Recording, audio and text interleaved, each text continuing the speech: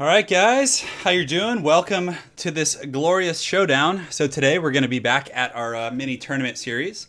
We're going to have a showcase battle between JonTaun of Total Brohammer and Janet on Occasion, two Total War YouTubers. So guys, make sure to check them out, and we're going to be jumping right into our first match.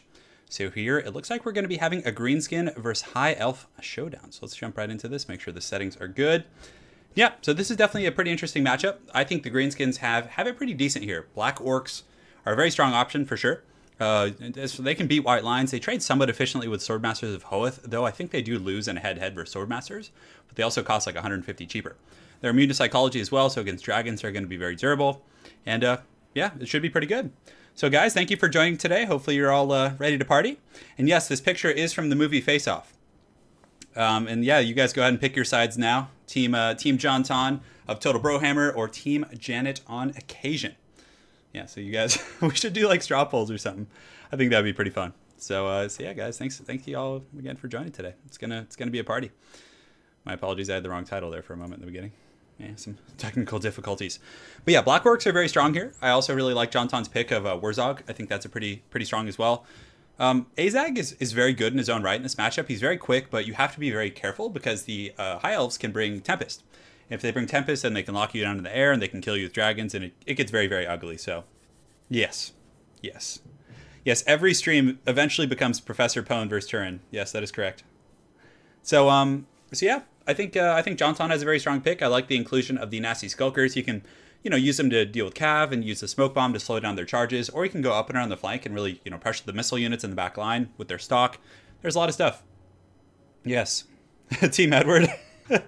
This isn't Twilight, guys. This is serious. This is serious.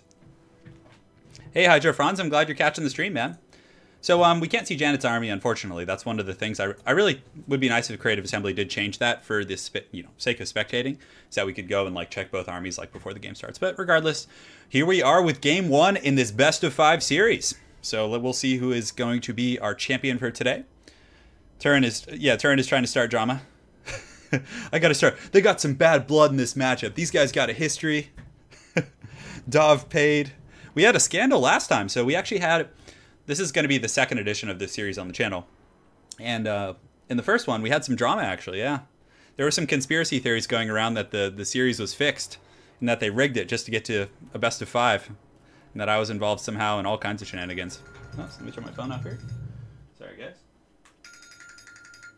All right. Okay. So yeah, we're here with the first match. It looks like it's going to be the Greenskins and the High Elves, and it looks like, yeah, the Wood Elves, or not the Wood Elves, but I'm sorry, let me turn this off. It's distracting me. Cursed thing. So yes, Janet on Occasion is going to be deploying in the forested area. So JonTaun does have a fair amount of missile units. Like you can see, he has some Morgub's Meiji Marauders, and he also has some other, kind of skirmisher type units. I don't think he has any artillery though. He looks like he has mostly, just standard infantry, a couple cav units, but yeah, he does have the advantage of the forest, so if he wanted to kind of mitigate some of that archer pressure in advancing, he could start off over in this area, but ultimately you can see that JonTaun is going to be deploying in the open field, and they'll probably just meet somewhere in this particular area. So for JonTaun's army, like we said, a couple Black Orcs, which is very solid. I definitely think when you're playing against the High Elves, yeah, it's a bit of a Ungor gate, yes, so many scandals. I really like the inclusion of like the Orc Boys and different things like that. I think that's very strong. 1 sec here. And it looks like he's going to be advancing. So yeah, he has a fairly wide army, so hopefully he can, like, for his sake, he can wrap up and around the High Elves formation. And for the High Elves, they do have Spearmen in the front line. So Spearmen actually have really good melee defense from the High Elves. They have 52 melee defense, so even against Black Orcs and, superior infantry units, they can hold.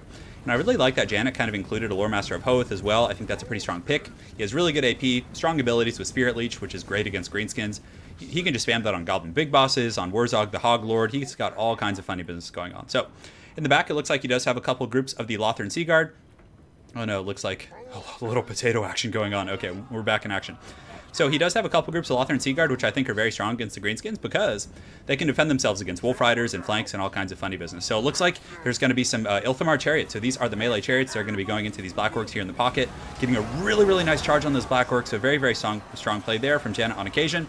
Then his Swordmasters of Hoeth, who have taken almost no damage, are going to get in against a very kind of a, split up group of Black Orcs. So these Black Orcs got hit by the chariots. Now they're getting slammed by these Swordmasters.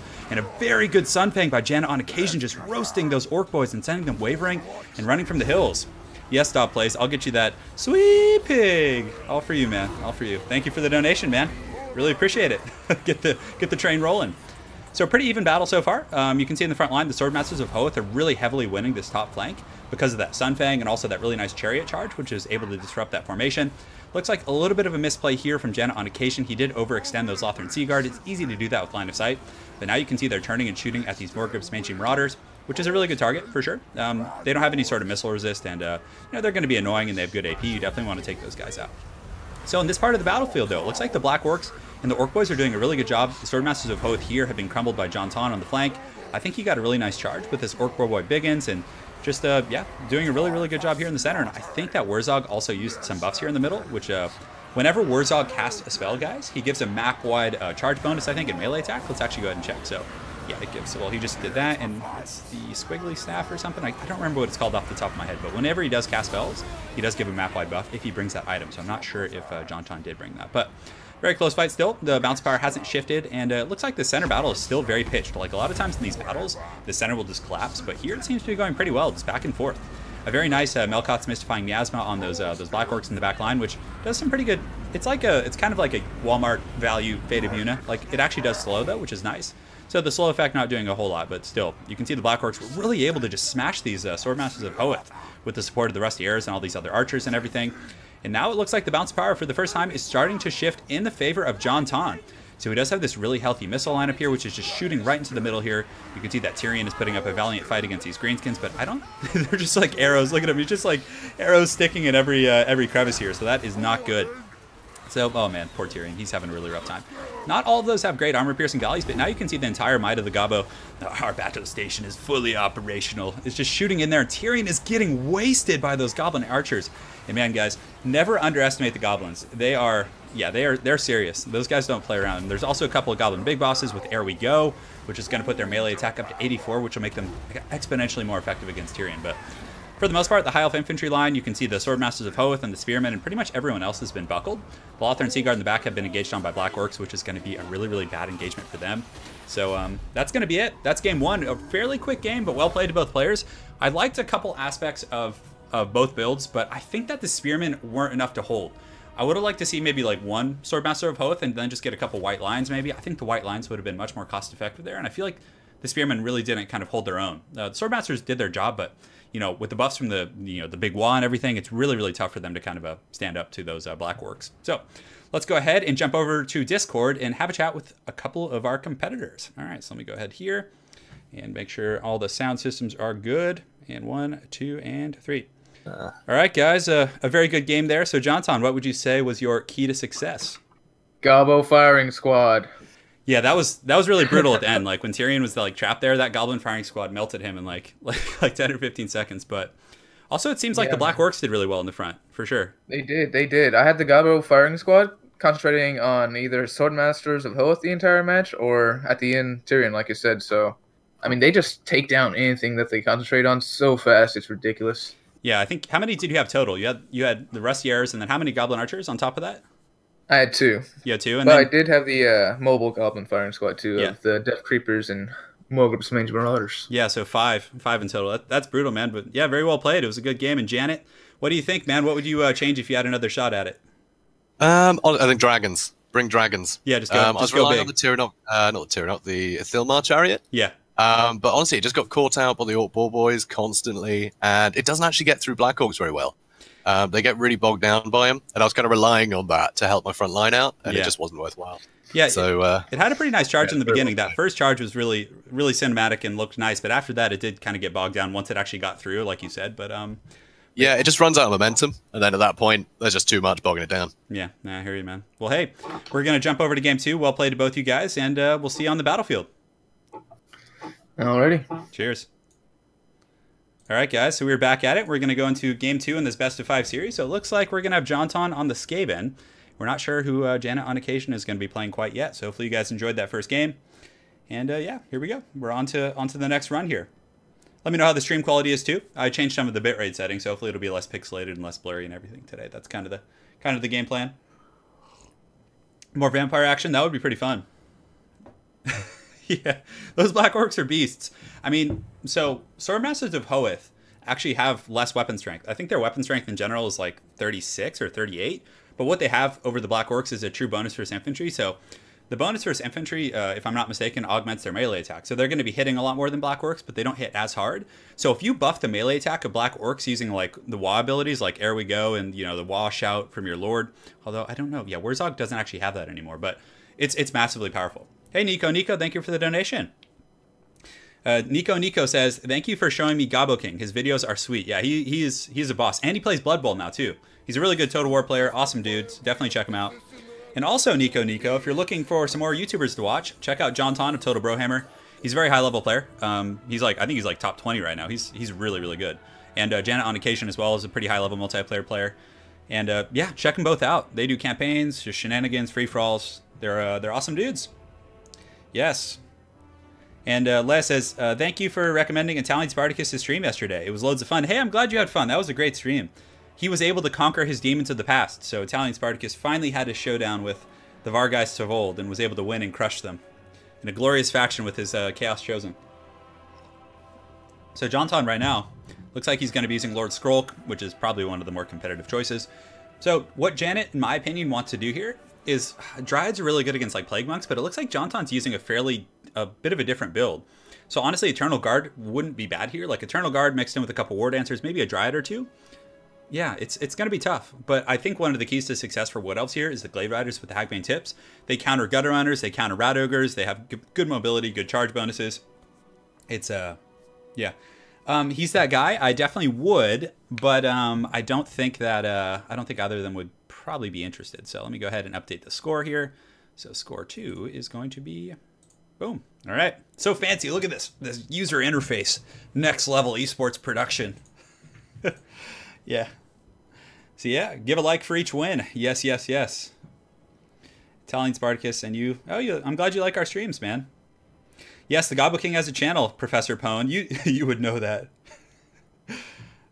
So we haven't gone to medieval times yet. So later today, Italian Spartacus' birthday was yesterday. So I'm going over there today.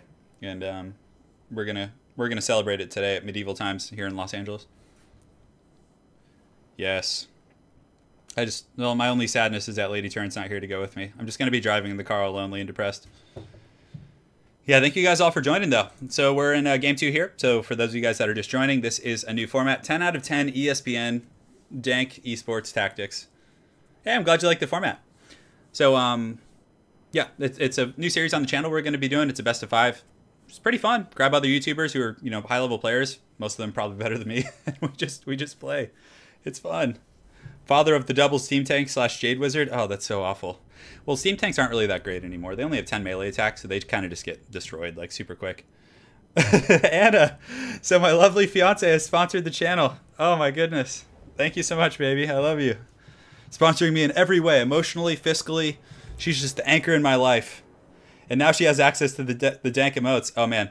So, Anna, I got to get you that Skarsnik emote. I can do it in between games. Thank you. I love you. All right.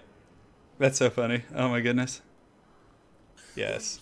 Welcome to the subscriber life. You can summon the Wookiee. Oh, man. Look at this from... So, Janet on occasion. He has a couple Dryads, which are pretty decent against Skaven. I mean, they do have physical resist, and they do magic damage. So, one of the big strengths of Skaven is the fact that a lot of their units have physical resist, so having the magic damage on these guys is quite nice. But again, you still need that AP. He does also have a couple of Glade Riders with Hagbane tips, which is going to be a very good call as well. These guys are great at skirmishing with Skaven. So if you look at the Gutter Runners with Poison, where are those guys? Oh, look at this. Guys, we have a Vanguard stack.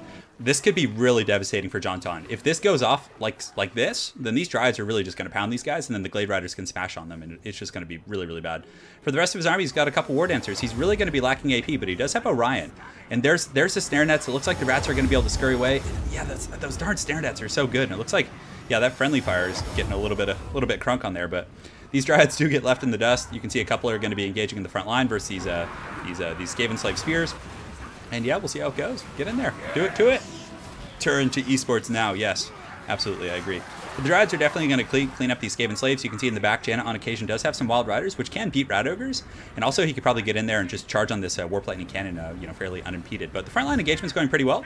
The Glade Riders with the Hagbane tips, very good targeting from Janet on occasion, are focusing down the Rat Ogres. He needs to make sure to keep that pressure up. He does also have some Azrai Spears, and you just want to ignore these Skaven slaves. These archers can't be wasting time. So pull them up and over in the middle, or go up and around to avoid that artillery. But Janet is coming in here with this the Wild Riders in the back. So these guys could potentially get a really good charge and shut down this artillery, which would be a huge boon for Janet on occasion. In the middle, the War Dancers are doing very good. They've cut through the fodder units for the most part. You can see some of these, oh no, the rats come forth from the earth. So the Plague Monks have been summoned by Lord Skrulk, and Plague Monks will do really well against War Dancers. And a really nice pendulum right there, hitting these Clan Rats, and just really, really good plays all around. And you can see Janet on the occasion in the back was able to get his Wild Riders with the shields. Shields are definitely really good in this Skaven matchup, and completely wipe out that artillery piece. So the artillery is pretty much offline and shattered for the rest of the battle. So this is actually looking really good for Janet on occasion. The one issue is going to be his infantry. He's a little bit light, and I feel like the Skaven have a bit of a surround, but get these Glade Riders with the Hagbane tips just shooting up and over at these Plague Monks right here. You need to get rid of those guys. They hit really hard against War Dancers, but the mighty Mel Gibson in the back is going to be a terror in the night for the Skaven to kill. So you can see Mel Gibson is going to be fighting this Rat Ogre. And he has huge AP, huge weapon damage. I mean, he just hits like a truck. You can also see the Azrai Spears are going to be chasing off some of these Rat Ogres as well. So very, very good play from Janet on occasion here in the back line. And it looks like there was a rival head talisman going down from the Skaven, but it's looking pretty grim for the Skaven. I mean, if he gets Mel Gibson right now, just get Mel Gibson, go after Skrulk, win. You will win. Like, it's going to be over. If Skrulk dies, the rest of the Skaven are going to buckle. And did Skrulk get terror routed instantly? I don't think so, but Mel Gibson is literally, he's the hunter of men's souls. He has over 500 weapon strength. He's mobile. He has good mass. He can push through Skaven. But again, you can see that that JonTaun right here does actually have an assassin here in the pocket who can use trophy heads to kind of lower down Mel Gibson. But I'm sure Janet on occasion did indeed bring the Cloak of Isha, so he's probably going to have some durability even if he gets low. But it looks like the Skaven have a fair amount of troops over here on the far side. There are a couple groups of Storm Vermin. I think there's one here. The Gut Runners with Poison are also over here as well. But a lot of routing troops for both players. Over here on the back, you can see these War Dancers have collapsed on these Storm Vermin, so he's wasting a lot of time here with these Glade Riders with the Hagbane tips. You don't want to be having them fighting against Storm Vermin. Just have them sit here and just kind of shoot into the Rat Ogres. If he kills Rat Ogres, I'm pretty sure he'll just win from there. But it looks like actually JonTaun might be pulling back in this game. I really thought that Janet on occasion might have that, but it looks like he was actually peeled off here. You can see that Orion is going to be fighting an assassin, which is very inefficient for him. But the Glade Riders with the Hagbane tips really need to be focusing down these Rat Ogres right now. That's going to be very, very important. You can see Wild Riders and all kinds of, oh yeah, here comes the Cav charge. So they're going in hot and heavy. It looks like he's just going to try and swarm. And you can see the Hawk's Talon coming down right there. It doesn't seem to do a whole lot. But one of the issues is going to be cleaning up all these Storm Vermin. But again, Mel Gibson can terror out them, but he really needs to take out Skrulk. He needs to just have Mel Gibson selected and just be spam clicking. Everything is just spam clicking on Skrulk. You need to kill him because he's just going to keep summoning troops. He's going to be a perpetual menace. But he does have his Glade Riders with Hagbane tips back online, so hopefully he can take out these Rat Ogres. And then from there, maybe Mel Gibson can endure and get like a mass terror route going on, because a lot of these units that JonTaun does have are actually fake units. They're summon Clan Rats and things like that are pretty much just going to disappear. So yeah, you can see 105 Clan Rats right here, which are rapidly disintegrating because they are indeed a summon unit. Mel Gibson's still in okay shape, and again, he does have that Cloak of Isha, and you can see a terror route coming down. So this is one of those matchups in which Mel Gibson can really just pull out the game with like terror routes, but he needs to finish off the assassin and the elite units that are hitting him. And it looks like he's going to be attacking the assassin now, which is good. And hopefully he still has like an Earthblood right there. So as far as other troops, there's some War Dancers up here on the high ground, but I don't know if they're going to hold. And here on the ground, you can see that the Dryads are, yeah, the Dryads are still fighting. They're doing okay against the Clan Rats and low tier units. And Janet on occasion still does have a couple groups of these Glade Riders with the Hagbane tips. And yeah, he needs to get Skrulk. He needs to get Mel Gibson. Take advantage of the speed. Don't be sitting here and just kind of fighting in this blob. Although he did make a pretty good choice going after that assassin. But the bounce of power is still pretty heavily in the favor, I think, of JonTaun right now. But again, I've had so many matches with the Wood Elves where like I've been fighting Skaven and all I've had left is Mel Gibson, and I've been able to win the match. But it looks like there's going to be a Libra Bubonics going down, which is going to be really, really bad. And you can see the Glade Riders are going to be slamming in just to kind of protect him and buy time. It looks like the assassin is pretty much 100% dead, and Orion is now healing. So the Cloak of Isha is now procced, so he's getting that perpetual healing and that 44% damage resist. He really needs to shut down these skirmishers because they're just kind of shooting at Orion, and he's a really, really big target. So maybe the Wood Elves are going to win this, though. But look at this big Skaven blob over here. There is Clan Rats, there's Storm Vermin, still 43, a couple groups of Rat Ogres, but he still does have these missiles. But if Orion dies, it's over, 100%. I mean, he's at 200 HP, so you can see he's chasing down these skirmishers. He's going after Lord Skrulk, who's terrified right now. So, man, if he has an Earthblood, that would be so huge. I think that would actually give him the game. if he whips out an Earthblood, but Orion is taking so much damage, he needs an Earthblood, he needs some sort of a heal. Skrulk is going to stabilize, and if Orion can kill him before he dies, he might be in good shape, but it looks like there's going to be a Hawk's Talon going down, so a very, very good target from Janet on occasion here in the back, and it looks like he does get that Earthblood off, so that is going to be his saving grace potentially, because he has the Glade Riders with Hagbane tips, who are getting really good fire on these Rat Ogres. A very, very close game, just down to the wire. It looks like there's going to be another Rat summon, but Orion did get those sweet heals, so he's back up at 500, but then the Rat Ogres come in. But are they terrified? Wow, they got terror routed like instantly against Mel Gibson. But this darn Plague Rat is just so squeaky over here. He's just kind of scurrying away, just being a perpetual menace in the night. And yeah, Skrulk getting pretty crunk. He is getting pretty wild. He's got 1100 HP, but a lot of the Skaven forces are buckling. The balance of power is now coming back to the middle. It looks like Orion might be able to just win on terror routes alone. He's got 600 HP, which is a lot for him. Because again, remember, he's getting that 44% damage resist perpetually when he's below 10% HP, so he's just like a linebacker right now to kill, whereas he's usually, fairly squishy. So the War Dancers with Azrai Spears are a very quick unit. They're going to be chasing down these rats, and they do have the AP that is going to be necessary to take out Stormvermin and the more elite troops, but it looks like the Gutter Runners with Poison are coming in for a very nice flank, and yeah, he's just like chasing with these guys. This is just a wild game. It's so incredibly close, but I think these Plague Monks are going to disappear. I think Mel Gibson's going to be a little bit too tough to kill, and I really think my prediction right now is that the Wood Elves might be able to take this one, but Skrulk is just not dying, and he just keeps summoning more rats. The Vermintide is endless, truly thematic of the Skaven, but again, Orion is very quick. He's got 54 movement speed. He is just chasing down. He is getting hog wild, just having a good old time. And honestly, these clan rats have really horrible leadership, especially with the Branch Wraith, which causes fear. So they could potentially just get tear routed instantly. But JonTaun is just doing laps. He is just an Olympic rat right now, running circles right now. Just getting crazy. I'm just repeating myself. I'm so damn excited. But yeah, oh no, the Plague Monks caught up before they were able to disintegrate. So Orion, if he survives this, let's see what his HP is. So he's at, War Dancers are pretty low. Orion's at about 1,000 HP. He needs to just buy time. Like, get those archers out and start cycle charging. Don't really force yourself into a main engagement. That's good. So Janet's going to be running away, which is a very smart idea. The Branch Wraith is going to be detaching here because he's broken. And, oh man, the Rat Ogre's coming back is going to be really bad for him too, though. Man, my prediction was totally off. This is tough. Cloak of Isha is keeping him alive, though. He's still got 1,000 HP. And again, terror routing is really, really big in this matchup. So is there anything coming back for the Wood Elves? Looks like the Branch Wraith is back online, and he's fairly healthy too. So the Branch Wraith could probably finish off these guys with he causes fear, so immediately these Skaven are going to be hit with leadership issues. War Dancers are breaking these guys. Orion is just an absolute beast. He's just not going down, sitting at about 1,000 HP, just lancing these Rat Ogres. Man, this is really, really close, guys. Very well played to both JonTaun and Janet on occasion. By the way, guys, JonTaun, his YouTube channel is Total Brohammer, but he runs it with another gentleman named Sakarma, both awesome players. But the channel name is Total Brohammer. So Trophy Heads is going to be in cast of Mel Gibson, which is really good. His melee defense is actually 0, so he's pretty much guaranteed to get hit.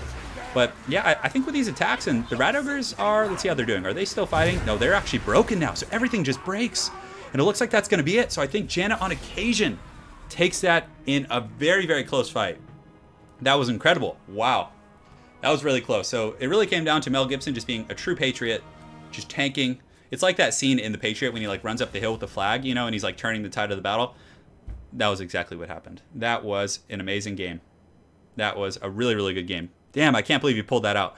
I kind of had a feeling you would at the end, but there was a few like really sketchy moments where like the Rat Ogres pushed in and it's craziness. So, all right, guys, we're going to jump over to Discord and talk to our competitors. All right, guys, another great game. So, Janet, what was your key to success there? I think we all know who it was, huh? Well, Mel Gibson, obviously. God, he was a beast, I'll say man. that. Just I'm contractually obliged to say that it was Mel Gibson. Yeah. But yeah, honestly, I think just having the Dryads pin everything in place early, it meant that I could get the bombard abilities down on stuff. Yeah. And then once all the Skaven are a little bit injured, it's easier to terror out everything. Yeah, it was. And I think that almost didn't work. It was incredible. Very close. And you guys had that. You guys actually had that Vanguard deployment on top of one another too, with like the Dryads. Like, oh yeah, every time that happens now. Yeah, it was a great game, man. Really well played, you man. It was, and I really liked your play with the Glade Riders with the Hagbane tips too. You had really good focus fire on the Rat Ogres, and we're kind of perpetually cycle charging them in melee when they needed to be there. It was really good play. Oh yeah, I had to throw them in melee. I had nothing left at that point. Yeah. I just had to keep hitting them with something. So yeah, it's desperate measures. Yeah, well played, man. So JonTaun, what do you think, man? I think my big mistake was letting those Wild Riders get lightning cannon. Yeah, that was rough. Man. Had I had that Wart Lightning Cannon, I think it would have been a much different fight. Absolutely. That was a very back and forth fight. And at the end there, I popped trophy heads on Orion and I sent in Skrulk and the Assassin, and they almost killed him, but then everybody That was such a close game. Yeah, because that... I did get a clutch Earthblood at the end as well, though. Yeah, you did. I was really nervous because Orion was really low. He had like 500 HP, and I thought like he was going to get gibbed, but man, that was an extremely tight game for sure. So definitely. So well played, both you guys. Let's jump into game 3, and we'll see you on the battlefield. Cheers. Cheers, dude. All right, guys. So now we're jumping over to game 3 in this series. So we are tied up 1-1. So if you guys have any predictions for scandals, if you think there's any conspiracies going on, and now's the time to share them with the team. So the score is 1-1 in this glorious showdown. Yes. Yeah. Janet, Lady Turn says Janet truly has the voice of narrate lady porn. Oh man, it's so good. That is so good. All right. Hopefully you guys are digging it. Yeah. So we'll see what we're going to be getting for game 3. So they're going to be switching the maps right now, and we're gonna be seeing what's going down. But I definitely like that army. I think one of the biggest issues they had last game was the fact that JonTaun lost that Warp Lightning cannon like instantly. Those Wild Riders came around through the forest, got a really good kind of vanguard flank, and that's like 1,000 gold out the window. And that cannon actually does really good damage to Mel Gibson. So now we're gonna have Chaos versus the Empire. So a very kind of famous Warhammer matchup is going to be going down. Should be good. And let me go ahead and get you that Skarsnik emote, because I know you guys are pining for it. So let me do it. The Skarsnik emote. I need to find his face. But it looks like JonTaun's going to be having wow, flagellants. That's a bold move. That's a bold strategy, Cotton. But I think he's just going to be using the flagellants to kind of hold things in place, while the greatswords really do the heavy lifting. Because flagellants are really going to struggle against like armor and stuff. A couple spearmen to fend off like Chaos Poison Warhounds. He has a gunline and Reichsguard. Interesting. So Demogryph Knights used to be the more go-to pick in this matchup because they do have anti-large, so they're better against Shaggoths. They have armor piercing, which you now need for Shaggoths. So one of my big issues or concerns for JonTaun is if Janet goes double Shaggoth, it could be really hard for him to kind of deal with that. So yeah, we'll see, guys. We will see. Yes. So one sec, guys. Here, just changing here. I know the people want a new emote, so we'll get it for you. Yeah, so we're in game 3 in the series, and it looks like Boris Todbringer, a very solid pick. He does have regeneration, which is pretty much a staple. So if you're going to be playing a build where you're not using Lore of Life, you always want to have like a Lord or someone, one of your more heroic targets be self-healing. It's really important. So like Sigvald, for example, that's why he's very good, because Chaos doesn't have healing, and Sigvald is a pretty solid choice. You got the Steven Seagal emotes. He can dodge a wrench, he can dodge a ball. Your notification blocks a good portion of the screen. Ah, I'll have to take a look at that. Cursed thing. Vamps, please. Bring out the Gelt with flagellants. Yeah, just the dankest of combos. Balthazar Gelt lowers their armors and the flagellants crush skulls. It's so good. It's so good. Oh my goodness. Yeah, this is gonna be hog wild up in here, guys. Boris is the man. Boris is very strong for sure.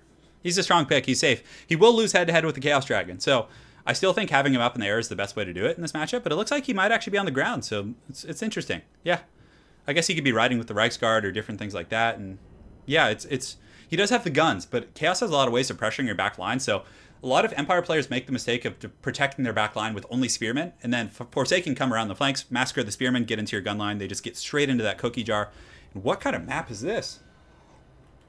Oh man, too bad there's no aquatics, guys. There would be dank river tactics going on right now. Oh my goodness. Yeah, there could be some serious chameleon skink action going on this map. All right, cool. So yeah, we're gonna have the Empire, and let's go ahead and take a look at the forces of Janet on occasion. So man, whoa, look at him. He's actually rocking Chaos Trolls versus the Empire. This is a bold move, Cotton. This is a bold move. Unarmored Chaos Trolls against the Empire. Oh man, that's gonna. If he makes this work, he's gonna be a true hero. Oh, and he has Archeon the Ever-Chosen. So Janet, just a fan favorite here. Just pleasing the people. He has an aspiring and exalted hero. And man, look how freaking cool that guy looks. And he has Archeon the Ever-Chosen with the Flaming Sword of Ruin and the Crown of Domination. Does he have any other lores of magic? I don't think he does. But he does have Dragon Ogres. He's got Chaos Marauders. So let's wait and see how he deploys this formation. And then we'll begin to analyze from there. But man, Archeon the Ever-Chosen against the Empire on foot. So what's cool about having him on foot as opposed to a horse. So if he gets charged and gets knocked over, he's not going to take damage. Which is a bold move, Cotton. Yes, it's gonna be nice and juicy like. All right, so we got the Chaos Marauders here in the front line. It looks like in total there's going to be 4 groups of Chaos Marauders, and they're going to be saturated with Trolls, so a ton of armor piercing. So Chaos Marauders, for their cost, they trade very efficiently with Greatswords.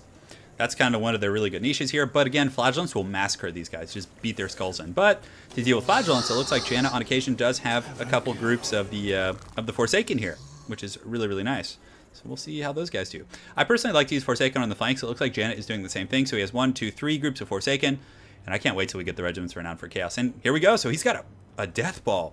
The Dragon Ogres will destroy the Reiksguard. They'll take care of Boris Todbringer. It looks like he does have a little bit of a Sirtha Ek influence here on the far side. These Marauder Horsemen who are going to be riding. And they are the Throwing Axe variant. So it's a pretty nice little pressure. They can outrun Reiksguard. And well, oh, he does. JonTaun actually does have the Royal Altar of Griffite. So I did not notice that. So he might have made that change at the last second. So yes, he only has 1 group of Reiksguard, and he switched out that last unit for the Royal Altar of Griffites.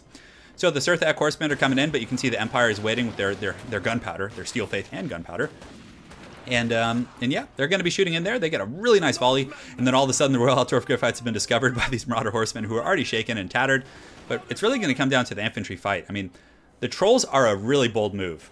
So to answer your question about that, Vanitas, it's a bold move. He says it's a bold strategy, Cotton. It's from the Dodgeball movie. It's what they say like at the commentator's desk in the final showdown. So the Chaos Marauders are going to be pushing forth, and look at the Trolls just lumbering and taking those bullets to the face. So Archaon is near them, I think. Is he? Actually, he's in the middle. So Archaon will give them immunity to psychology, but honestly, the Trolls are probably just going to break, and it looks like a net of Amnitok going down from JonTaun. So very well played, classic Empire, and here come the Trolls. Oh yes, they're charging forth and just trampling the Flagellants as they go. Hopefully he keeps pathing them through and just getting aggressive, although there are some spears in the back. You can see the Reiksguard are coming around the flank, and this is going to be a brutal matchup for these spearmen right here against these Forsaken. And the Reiksguard are hunting down the Chaos Poison Warhounds. But you can see that Janet is able to pull them back just a little bit. I don't know. The Dragon Ogres are peeling out to the flank, so the Dragon Ogres potentially intercept those guys. This is a wild fight. I honestly don't know how this is going. The Flagellants will get crushed by Trolls for sure, and you can see they're getting thrown up on, and I really do like this. Like seeing the Chaos Trolls in action, man, this is pretty gangster. And Trolls are basically specialists against Greatswords. They hit really hard, they regenerate. It's hard for Greatswords to finish them off. But you can see JonTaun does pull in the Royal Altar of Griffites, who do cause fear and terror. So this entire Chaos line is just going to buckle here. So the middle is where he really needs to win this battle. So Archaon is in here. He's going to be giving them immunity to psychology, +4 leadership from the Crown of Domination, and it looks like a net of Amnitok. Look at Archaon, the sometimes never chosen, just getting trapped in there, having a bad old time. But yeah, a pretty even fight so far. You can see the Chaos Marauder Horsemen in the back line are lurking, but honestly, I think that JonTaun's probably going to take this. He's a really good Empire player, and one of the big issues for Chaos right now is the Trolls are a really dicey pick, guys. Like really, really dicey. So I think Janet was just trying to be a hero for the people, but just the gun line, you need more pressure back there. You need like 3 or 4 groups of hounds, but it looks like the Dragon Ogres are going to be charging in, which is good. It'll shut them down, but they are charging into spears, and spearmen will finish them off, especially with supporting gunfire and just all kinds of shenanigans going on. But Archaon, the sometimes chosen, in here putting up a pretty good fight. You can see he's leading his people. He's kind of just blobbed up right here, but the Trolls are karate kicking and having all kinds of fun. But Boris on this big mountain is probably going to be able to honestly like take him out. So yeah, it's going to be tricky. And you can see the Royal Altar of Griffites in the back line. Still have 21 models. They barely took any damage in this engagement over here where they just crushed Chaos. And you can see the forces of the Empire. You see the Flagellants, you see the Great Swords are just going to be collapsing on JonTaun right here. So, or excuse me, on Janet on occasion. So I don't know. I don't know if there's much he can do. I mean, he still does have a nasty little pocket of chaos here, which is really being heavily augmented by the what's it called? The Crown of Domination. But still, it's going to be tricky. I think Archaon, the Everchosen, might be able to get in there and get on those great swords, or those Sterling's Revenge. I don't think so. He's surrounded right now. He's literally going to be surrounded by guns. So the silver bullets over here, you got the Sterling's Revenge who are going to be shooting at those guys. There's not going to be much going on. I think it's going to be game, set, match at this point. Yeah, this is the Empire's closing in for the final death thrust. So that's going to be it. That is going to be it, guys. I really don't think that he can come back at this point. Chaos is just heavily surrounded. They're heavy hitters. The Trolls are gone. I don't think they had any Chaos Knights at any point. Chaos Knights would have been pretty good. They could have been able to hold up against those guys. But JonTaun had some really good play with the nets. The nets of Amnitok, the guns. It's very classic Empire play. And he was able to actually protect his flanks from the Forsaken. And yeah, just very, very solid stuff. You can see Janet on occasion is able to get these Marauder Horsemen into the Sterling's Revenge. But Sterling's Revenge are beasts in melee. They have 38 melee attack. So they will just beat the brakes off these Marauder Horsemen. Like 100%. Yeah, JonTaun is Empire OP. Because JonTaun was kind of an Empire specialist in Total War Warhammer 1. He still plays them a lot in 2. They're not as powerful as they used to be, but still against factions like Chaos, especially if you bring like units like Trolls and things that are really subject to gunfire and netting and things like that, you're gonna have a good time. So the Trolls throwing some last-ditch karate kicks in here, but I think this is gonna be their last vestige of hope right here as they get pushed back. And let's see, yeah, Archaon's putting up a good fight. I mean, Archaon in his own right, you can see he does have the Slayer of Kings popped, which is gonna put his melee, his weapon strength up to 800. Oh man, he has 800 right now. I definitely think he's better on a horse, because like at least you can chase down casters. Like, I think one of Archaon's best rolls is to get Burning Skull. Should have brought that, 100%. Burning Skull would have roasted Flagellants. He could have used it on the Silver Bullets, and it does a ton of damage. Also put him on a horse, because then at that point you can actually chase down Light Wizards and really do a ton of damage to their lightly armored casters. But yeah, you can see the gun lines are fending off the trolls. It's basically just Archaon versus the world at this point. So yeah. Empire got some nerfs. Demogryph Knights got some hits to their stats in Mortal Empires, and there was quite a few changes for sure. Yes. Yes, I'm going to go hang out with Ryan tonight. It's gonna be a party. So yeah, you can see Archaon the Everchosen is going to be meeting his end right here. He is surrounded. Nets of Amnitalk coming down on him. And you look at this gun crew. It's just like, all right, guys, just stay in there. Get him, Skeeter. Shoot him down. And up in the air, you have this Boris Todbringer just flying above, and that's going to be it. Yeah. The Lord of the End Times is going to meet his fate. Surrounded by Empire guns, the Steel Faith and Gunpowder is going to prevail. Needs more Big Bird. I think Dob Plays is onto something here. Hey, and Anthony, I'm doing very well. Thank you for asking, man. I appreciate you asking. Let me go ahead and scroll down here. Cool. Okay. So let's go ahead and jump over to our competitors, guys, and we'll see what's going on in the hood. All right. All right, guys, another great game. Very well played over there. And JonTaun, what was your keys to success? Well, it's the keys to success that the Empire always has had. Nets and guns. Very powerful combination. Yeah, it was pretty brutal, especially on the trolls who have, like, you know, pretty horrible leadership. Like, when they got netted and gunned, like, immediately, their leadership, they were already, like, to the point of routing. Yeah. It was pretty wild, man. And yeah, Janet, what do you think, man? That was a bold move bringing those trolls, man. You were truly a hero of the people. You had Archaon, you had an exalted hero. It was just wild. Yeah, I mean, I usually go with more mobile force. But yeah, I don't know. I decided just sort of hit the front line hard. I decided to keep things on the ground so they just couldn't get sniped out. And my heroes did last till the end. So that was good, but they were no use to anyone. I couldn't get them where they needed to be. Yeah. So I think that was definitely where, you know, my front line just crumbled. Yeah. But you know, it was well fought. It was for sure. The nets were really tough. The nets were tough. Some backline harass. Yeah, I think a couple groups of Forsaken, but yeah, like JonTaun was able to really win the flanks with the Royal Altdorf Griffites. Like, they collapsed on a pocket of trolls and marauders, and they caused fear and terror, and it was just brutal. From that point, like, your entire greatsword contingent on that western flank was able to just collapse. It was really strong. But Archaon held strong in the middle with that Crown of Domination for sure. Oh yeah, definitely. But yeah, he can't do it on his own. Yeah. Which is a real shame. Maybe one day, you know, he'll earn his title of Everchosen. But right now, still a little wanting. Yeah, he's trying his little heart out for sure. Yeah, he's trying hard. But yeah, well played, guys. Let's jump over to game 4. We'll see you guys out there. Brilliant. That's good. Cheers, guys. All right, guys. So we're just going to take a quick moment to upgrade the scoreboard here. So let me go ahead and get that. And where is this? Where's the score? I can't find it. I'm a simple man. All right, so we're going to put that to 2, and good. So Total Brohammer is currently up 2-1 right now. All right, so we're going to jump over to game 4, guys. Let's see what kind of a matchup we get. Any advice on how to take out the Lizardmen with Skaven? Yeah.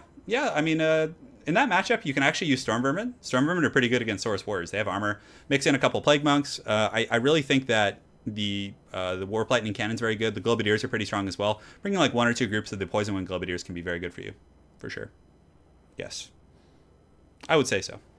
So yeah, looks like we're going to have a Dark Elves versus Beastmen. Oh man, so, you know, Beastmen are definitely kind of the unsung heroes of Total War Warhammer 2 in terms of the old world factions. I would say they're one of the best, and that's kind of been the consensus of a lot of, you know, high-level players, is Beastmen are really strong. Cygor's got a massive buff to their accuracy, so if Janet on occasion decides to whip out a Cygor build, this could be very scary for JonTaun. We'll see. We will see. JonTaun is a good Dark Elf player as well. Looks like for his front line, he's bringing some Dread Spears, and honestly, these guys do very well.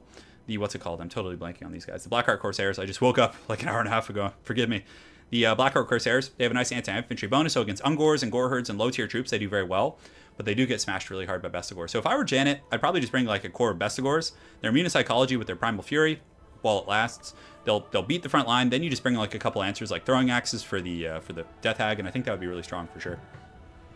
Boris would take out Big Bird, but Big Bird is very mobile. That's something a lot of people don't give him credit for. Like, he can outmaneuver Boris, like, if you're really like intently microing him. It can be quite strong. The scoreboard's incorrect? No, it's correct. Yeah, it's correct. Total Brohammer just won that. The Empire. Yeah, JonTaun. So we're up 2-1 right now. Should be correct, my good friend. Yes. I can't wait for Norska to come out. That's gonna be really fun, guys. That's gonna be a blast. Hey, Jonas, big thank you for the donation. So we got a donation from Jonas. Proteo, I think is the email address it came from. So thank you so much, man. I really appreciate the donation. That was sent through the Streamlabs, so it doesn't pop up as a super chat thing, unfortunately. But thank you so much, man. I really appreciate it. That's huge. And we'll keep doing these in your honor. And if you guys, let me know if you like this format. I'll keep doing it because I'm going to be streaming myself probably on Monday, so I'll actually be playing maybe even tomorrow. So I'll jump on and do a regular stream like where I play. And then, you know, every couple days I'll just do one of these. I figure it's fun for you guys and hopefully you enjoy it. So right now we do have JonTaun with his army. It looks like he has Malekith up in the air, which is really strong. The Black Dragon, you can take out Morkur, you can take out Chariots. He's just super powerful. I think in this matchup you have to have him in the air. The Beastmen have like some tools, like Centaurs with throwing axes and stuff, but it's safe for the most part. Episode 2 of the Dwarf campaign, probably on Wednesday or Thursday it'll get posted of this next week. Yeah, I have a lot of videos in queue. But Bestigors are going to be really strong here. If Janet does a very Bestigor focused build, like if he brings like 4 Bestigors, that Dark Elf front line will get crushed. Those what's it called? The Blackheart Corsairs really can't hang with Bestigors. Their AP is very low. I do have an anti-infantry bonus, but still, against 100 armor, they're really going to struggle.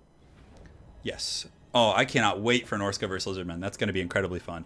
That is going to be very, very fun. All right. And thank you guys for sponsoring and donating today. I really appreciate it. I really appreciate it. It means a lot. Yeah, the verse casts are really fun. I'm glad you like it. Get ready for the Cygor? Well, we'll see. All right, so for Janet on occasion, it looks like he has Bestigors mixed in with Ungor herds, which is pretty solid. I like it. Going a little bit wider. So, for example, you can see his front line is much wider than JonTaun's. So what he can then do is take advantage of the speed of Ungors are kind of fast. They have 36 speed, but actually Blackheart Corsairs are really quick too. Yeah, Dark Elves are a fast faction in terms of their infantry and stuff. So he can go up and around the flanks and pressure the back units in the back, like these hand crossbows. I'm surprised we didn't see any Dark Shards, but these guys are safer. They are Dark Shards. Okay. For a second, I thought he had the hand crossbows, but Dark Shards are the way to go here. The AP is really good against Bestigors. It's really good against Gorbals. It's very solid, and they have shields themselves. Looks like he has a couple of groups of Cav. He has one group of Dark Riders right here, probably to help fend off Poison Warhounds. Dark Riders have 24 melee attack, 28 melee defense, and 26 weapon strength, and a decent little charge bonus of 40, actually. So they can fend off Poison Hounds in the back line, and also Cold One Knight's a good pick as well. They do Rampage. You have to be careful about that. But yeah, battle's on, guys. So Janet on occasion is going to be advancing right here. He does have Morkur the Shadow Gave kind of embedded with one group of these Bestigor herds. And the Chaos Bond are going to be real nasty against this. But, you know, if they can get onto the Witch Elves with the Dark Shards, those Chaos Bond will really perform. As far as Cav units, Janet on occasion does have some great weapons over here on the far side. So if he gets up and around with these Hounds, like his great weapons will massacre these Cold One Knights, like this like 3 groups. Because what you do is you charge in with one group of Centaurs and the Poison Hounds, then you pull the other one up and around and just like slam them in the back, and it's really brutal. So not too much damage taken from those Dark Shards before they engage in melee. So this is going to be a really rough engagement for the Dark Elves here in the front line, I think, especially with Morkur the Shadow Gave there. And you can see these Corsairs right here are just getting massacred. You can see there's like already bodies piling up, and the charge bonus on those Bestigors is really strong. But man, what sort of witchcraft was cast right there? Oh, that was a breath attack from Malekith. So Malekith gets a very good breath attack, very well played to JonTaun, and that's actually going to buckle the front line of the Beastmen. So Janet probably needs to pull these guys back, but you can see JonTaun getting a really, really good and amazing, what is that called? A chill wind right here. So man, that was really, really solid. Putting those guys down and slowing them and allowing these Blackheart Corsairs to get in there. So a very rough engagement initially, but Janet needs to force path. He needs to get these Cav and like not be fighting these spears over here and just get back into these archers. And if he can get into that cookie jar, I think he'll have a pretty good chance.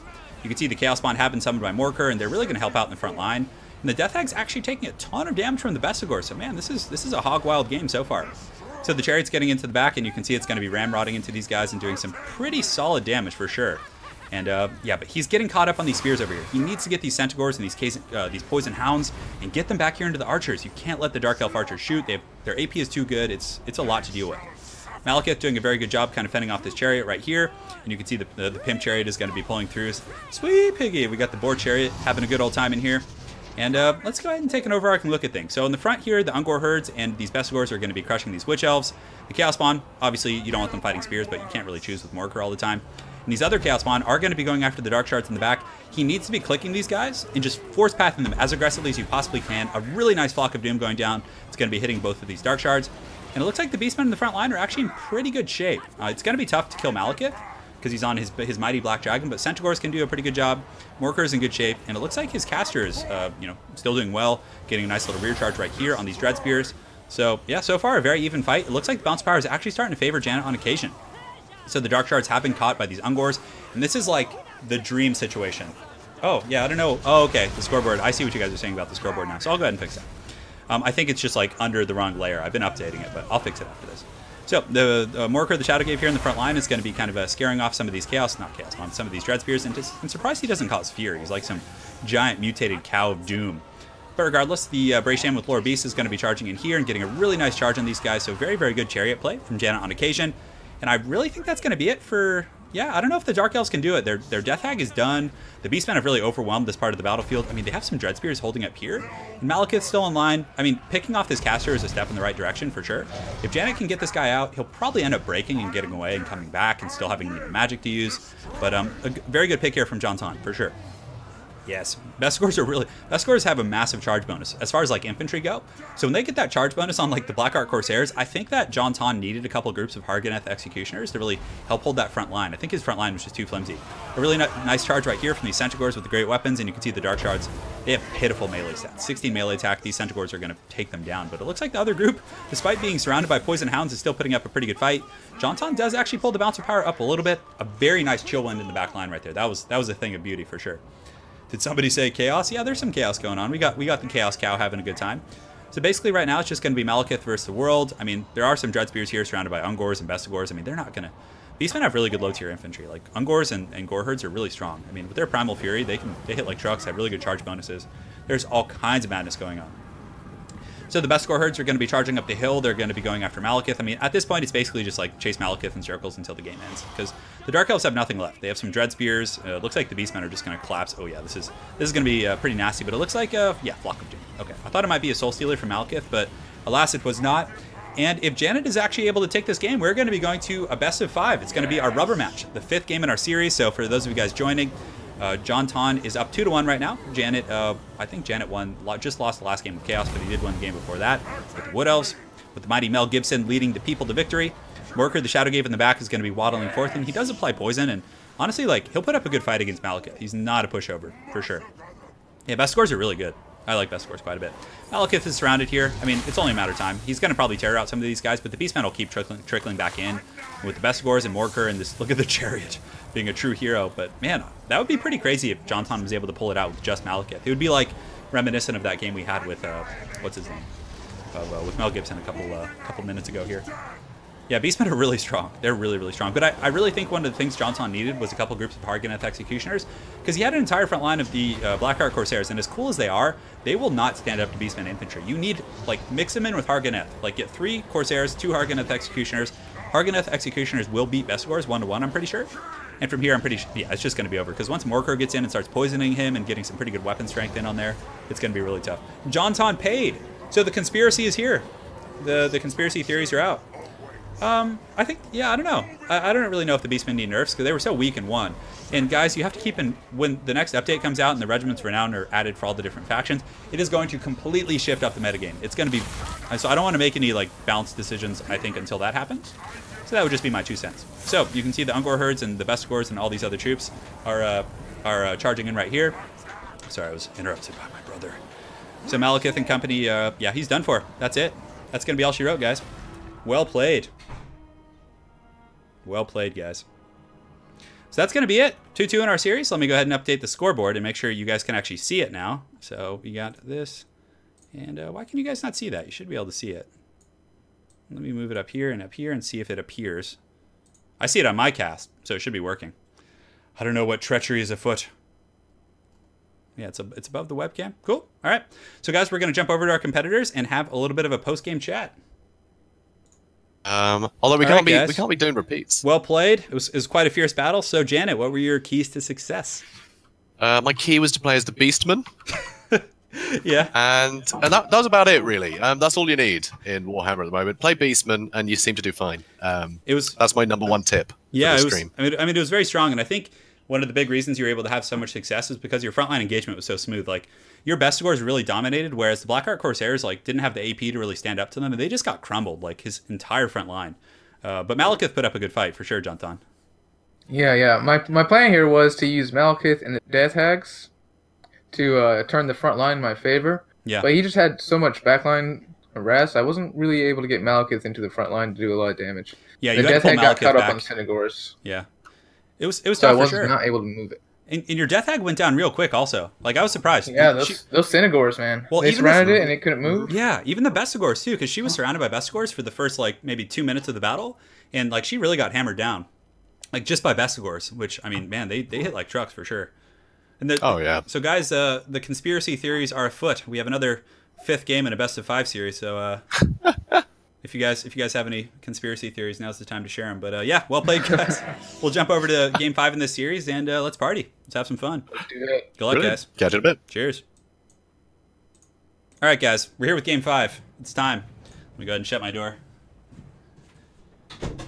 Yeah, so my brother and he's out bringing his dog. He always like brings his dog over to play with Wookiee.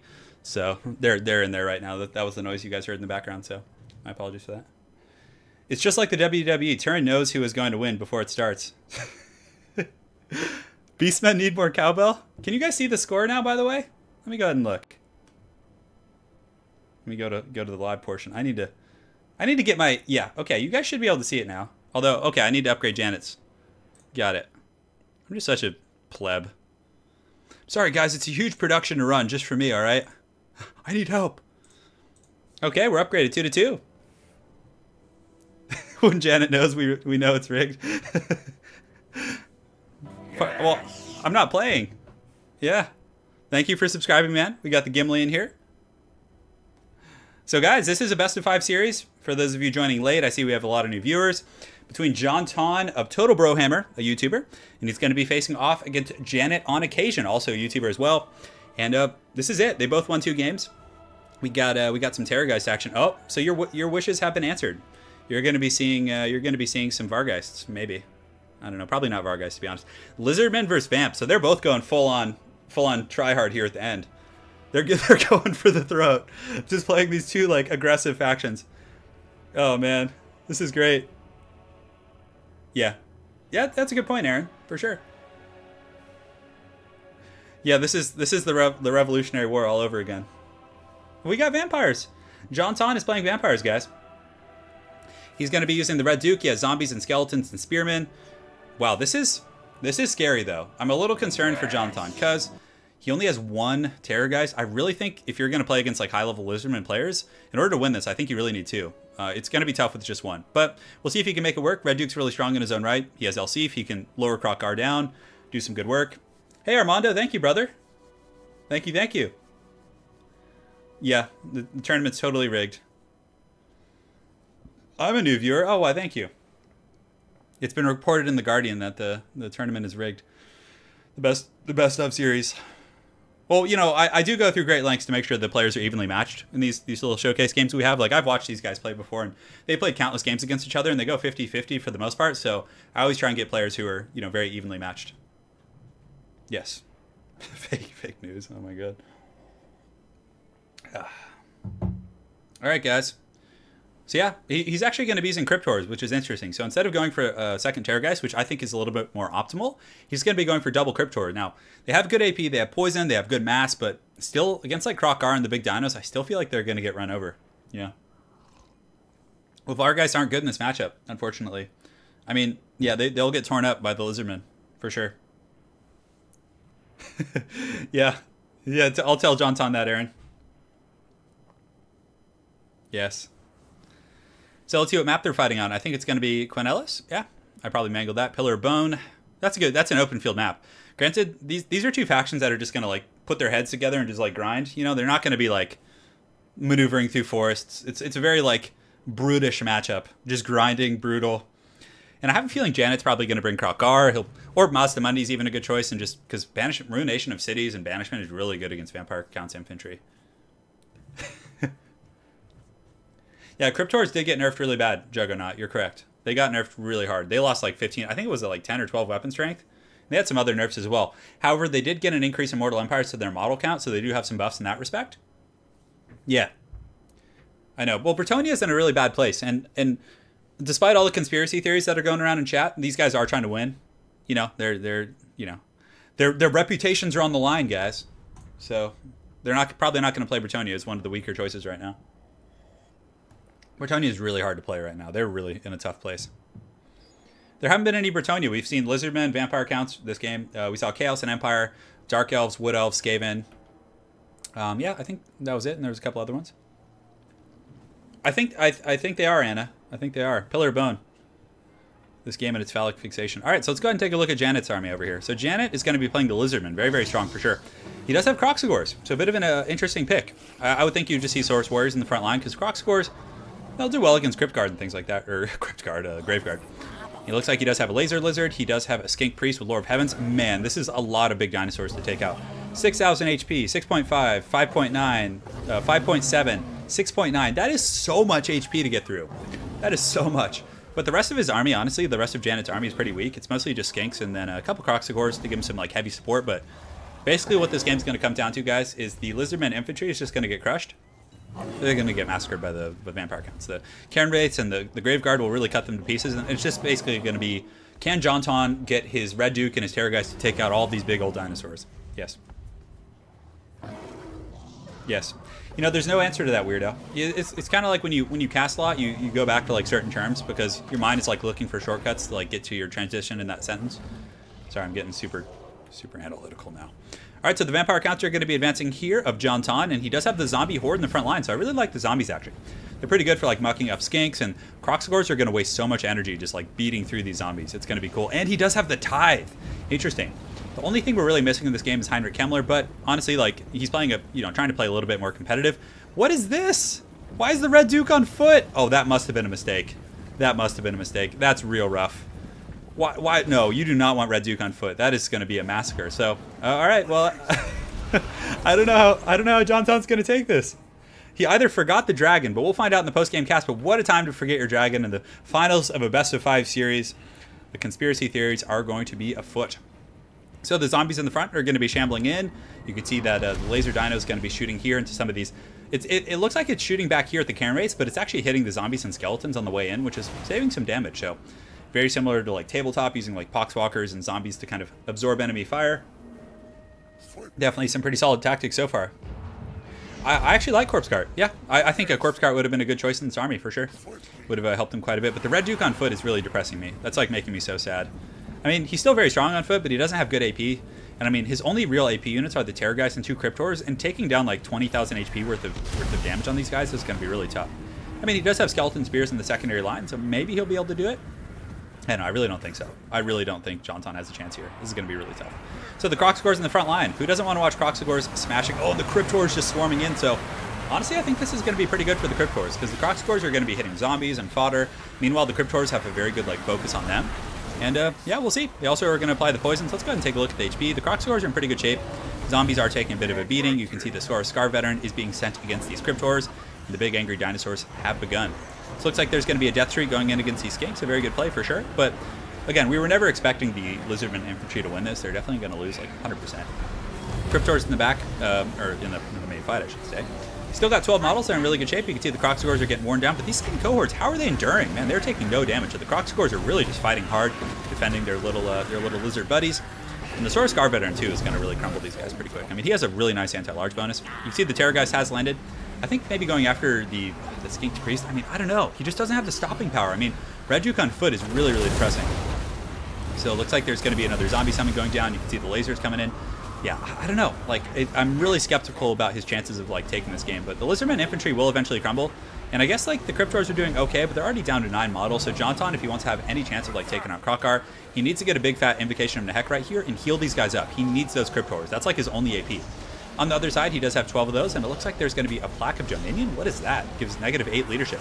Pretty cool. Not so beastly against the Vampire Counts, because again, you need to make them crumble for it to really be effective. But the Terrorgeist here is still putting up a good fight. You can see he was able to get some damage over here on the Scar Veteran.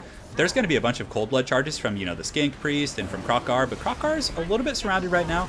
The Cryptors do get that Invocation of Nehek, so very well played by JonTaun, kind of getting that guy topped off. You can see the poor Red Duke. Look at him. Look at him just in this mosh pit of dinosaurs. I don't even know where he is. I think he got knocked somewhere. It's like, where's Waldo? Where's Krell? Where's the Red Duke? He's lurking. Here he is. So he's actually at the foot of Krokar, and you can see he's gonna take a beating. In sustained combat, this is gonna be really, really bad. You can also see Gary the Bastillodon here is gonna be ramrodding him. That is a ton of AP. So if Janet on occasion were to grab all 3 of these dinosaurs and just focus down the Red Duke, he would probably die really quick here. But Looks like there's going to be a Gaze of Nagash or something. Oh no, that was actually a Death Streak. So maybe this Terrorgeist needs to come over here and help out against Krokgar, because Red Duke on foot is actually putting up a bit of a decent fight. I'm surprisingly, yeah, wow, look at that. Krokgar is actually getting sent running, so I don't know. Maybe JonTaun is developing the new metagame. Who knows? Who knows, guys? It's a wild time for all. So it looks like the Vampire Count's forces, like we predicted, I mean, that's an overwhelming force. I mean, the Lizardmen invested so much in their monstrous units, their infantry was never going to win this fight, but it's going to be ultimately just come down to the vampires like surrounding and just tar pitting and doing as much damage as they can. So let's go ahead and take an overarching look at things, guys. Yes, let those Jabba the Hutt emotes fly. Yes, Professor Pone. I agree, brother. So down here in the pits, you can see the Terrorgeist is going to be getting ramshackled by the Sora Scar Veteran, which is pretty much a hard counter. I mean, it's so much stronger than the Terrorgeist. It looks like a plaque. So the plaque could potentially make them crumble a little bit quicker, but I really don't know if it's going to be that effective here. Cryptors in the main line. There's about 8 of them left. They're fighting against Kroxigors, and that's actually seems to be a pretty even fight. I mean, all being said and done here, but Corn Berserker in chat.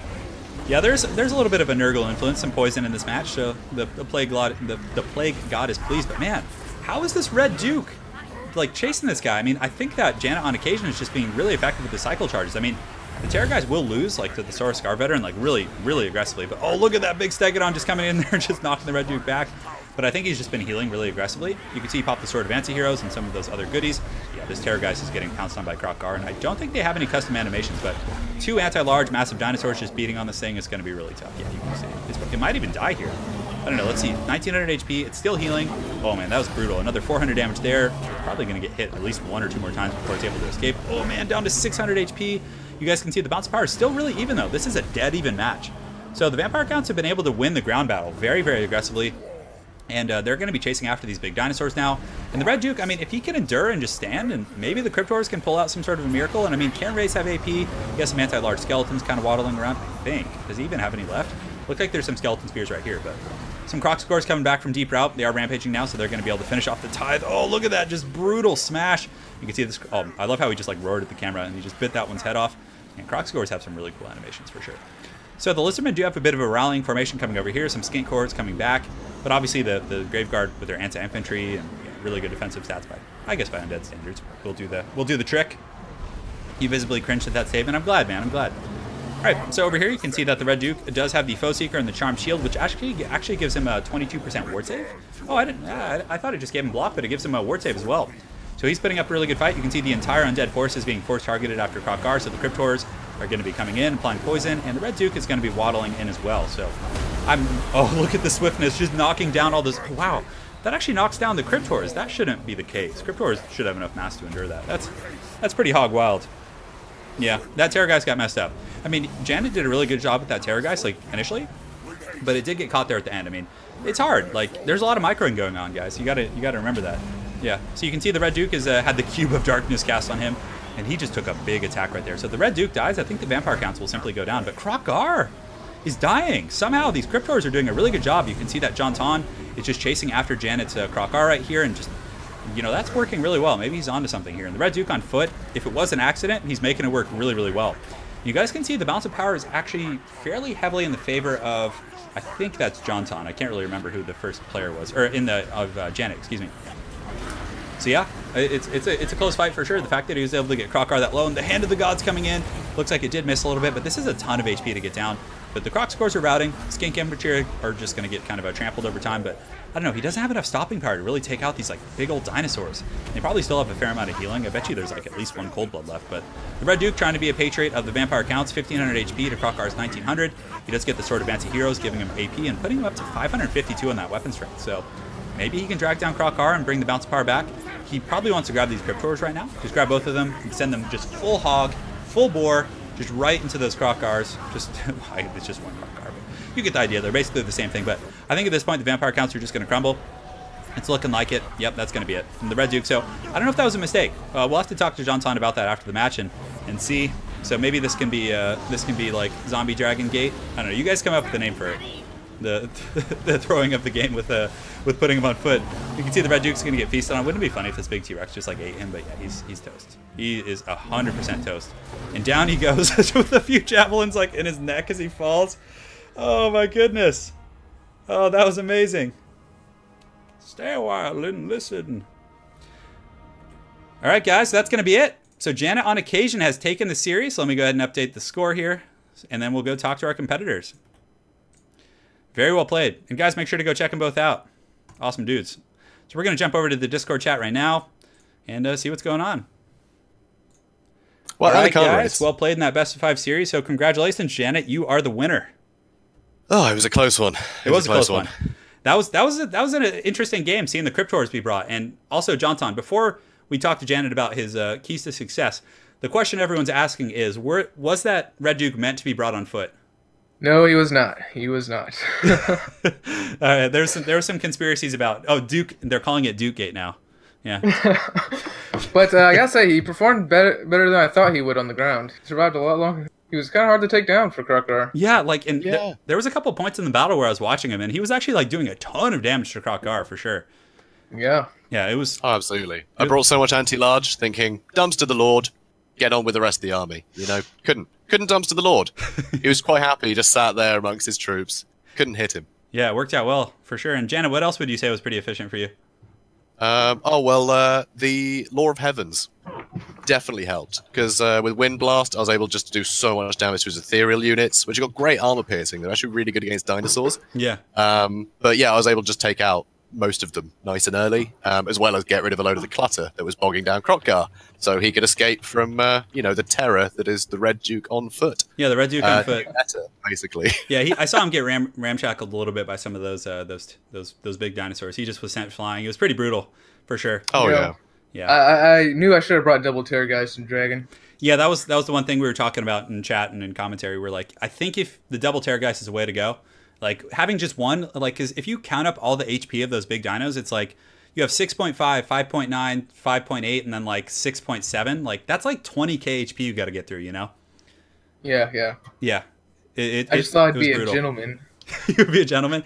Well, the Cryptors, I was really kind of hesitant about them, but they actually worked okay. Like they did. They did decent for their cost. They did some good damage to Krokgar. Like I think you might be onto something with the Cryptors, like using zombie skeletons, maybe like one or two Graveguard. That's all you really need to win that infantry fight, and then maybe Cryptors plus 2 Terrorgeists. That could be really strong for sure, I think. Yeah, because I kept getting stuck on the Cryptors. Yeah, that could work. So I couldn't get Krokgar out when he was taking damage. He was just surrounded. So there wasn't anything I could do there. So I think they were a really good pick. Yeah.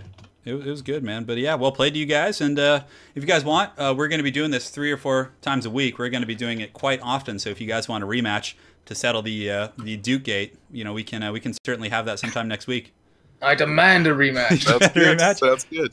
Well, it was ladies first this time, right? So Janet with the early win, right? JonTaun can win the next one. Not that we're fixing it. Yeah, there was some really good battles. We're not fixing it. Yeah, since we're fixing it, we might as well just go ahead and tell them. I mean, let's be completely. Yeah, of course. Totally fixed, guys. So, any closing words you'd like to say, Janet, and tell people about your channel? Any shout outs you want?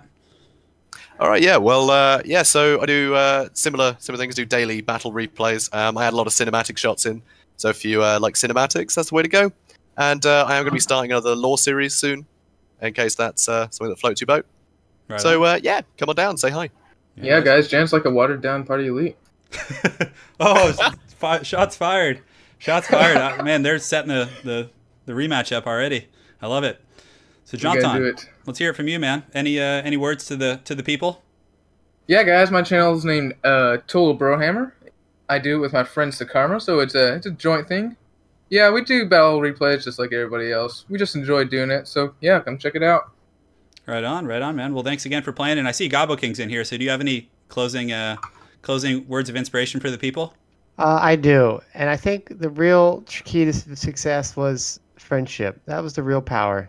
All right. That's really what pulled through for Jan on occasion. Yeah. And like he might be a man. He might be a woman. We'll never know. Sexy either way.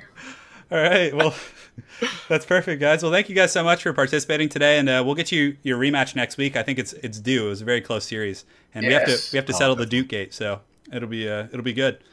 So yeah, thanks, guys, and we'll see you next week. Oh, thanks for having us. Yeah, of course. Take care, guys. All right, guys. So that's going to be it for today. Just a quick little stream. It was Turin versus Professor Pone. Maybe we'll have one. Maybe like Italian Spartacus can cast it. But very well played to JonTaun of Total Brohammer. Make sure to please go check him out. He's an awesome YouTuber. Very, very good player as well. And also check out Janet on occasion. Janet does battle replays as well. He also does like some cinematic shots, so kind of a, yeah, like, you know, he'll be in a quick battle, he'll cut in a shot of like a cinematic, slow motion, all kinds of good stuff. So yeah, make sure to check them out. Both awesome dudes, and hopefully you guys enjoyed. And if there's any closing questions, I'll go ahead and hang around for a minute. But yeah, as far as the, you know, the matchup and everything, I think I like the zombie and skeleton. I think that's a really strong. Like, it really bogs down lizardman infantry. I mean, even though they didn't get many kills, it just drags down Croxagores and like keeps them busy. Keeps them from focusing down your Cryptors. Like, you guys probably noticed, JonTaun's Cryptors were in really, really good shape for like a long period of time because of the zombies and skeletons. Whereas had they been just supported by like Graveguard, they might have been, you know, hit a little bit easier, I think. So yeah. How's it going, lover and player of violin? Welcome. Clean the swamp. Oh my goodness. Yeah, that was a lot of fun, guys. But yeah, that's gonna be it for today. I will be doing a regular stream myself, probably on either tomorrow or Monday. So I'll be regular format. I'll just be doing quick battles, you know, the old fashioned. And then on that Tuesday afterwards, I'll be doing another one of these. So we're just going to be grabbing people from the community, other YouTubers, and, you know, people up and coming, and yeah, just kind of letting them showcase their abilities and have ferocious showdowns. No, I have not defeated Lady Turin in 40k. We haven't played yet. We're still putting together armies and everything right now. So, yeah, yes, that's it. Yeah, I don't know, Quiet Storm. That's a good question. I have no idea, brother. Sorry if I was a little high energy today. I drank like 2 cups of coffee before this. I'm a little bit wired, all right? So, yeah, thanks again for joining. We'll see you guys either tomorrow or Monday. Make sure to follow me over on Twitter. That's where I'm going to be posting updates for like the best of series and like when I'm going to be streaming. It's the best way to communicate with you guys. And yeah, we'll see you guys next time. Thanks again and take care.